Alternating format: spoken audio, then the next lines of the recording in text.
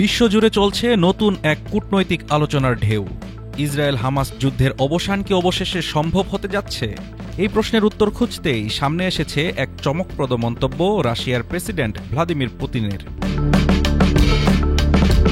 Putin বলেছেন, যুক্তরাষ্ট্রের president Donald ট্রাম্পের ইসরায়েল হামাস যুদ্ধ নিয়ে শান্তি পরিকল্পনা সফল হলে তা হবে বাস্তবিকই এক ঐতিহাসিক ঘটনা। দুশানবেতে অনুষ্ঠিত CIS রাষ্ট্রপ্রধানদের পরিষদের বৈঠক শেষে সংবাদ সম্মেলনে তিনি এই মন্তব্য করেন।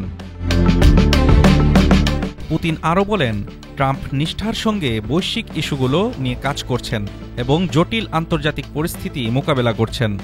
যদি তিনি কাঙ্ক্ষিত ফলাফল অর্জন করতে পারেন তবে এটি হবে এক ঐতিহাসিক অর্জন। ইউক্রেন যুদ্ধ বন্ধে ট্রাম্পের আগ্রহকেও প্রশংসা করেন পুতিন। এই বিষয়ে পুতিন বলেন, আমরা কিছু ক্ষেত্রে সফল হয়েছি, আবার কিছু ক্ষেত্রে ব্যর্থও হয়েছি, তবে আলোচনার মাধ্যমেই বড় ফলাফল আসতে পারে। পুতিনের এই মন্তব্য এমন সময়ে এলো যখন ইসরায়েল ও হামাস ইতোমধ্যেই গাজা শান্তি পরিকল্পনার প্রথম ধাপে একমত হয়েছে। এই ধাপে রয়েছে যুদ্ধবিরতি, জিম্মি ও বন্দি বিনিময় এবং ইসরায়েলি সেনা প্রত্যাহার।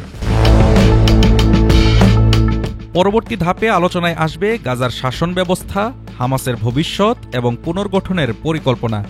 বিশ্বজুড়ে এখন প্রশ্ন, ট্রাম্পের পরিকল্পনা কি সত্যি এই দীর্ঘ রক্তক্ষয়ী সংঘাতের অবসান ঘটাবে? পুতিনের প্রশংসায় ট্রাম্পের কূটনীতি নতুন গতি পেলেও বাস্তবে এই শান্তি পরিকল্পনা কতটা কার্যকর হয় সেটাই এখন দেখার বিষয়।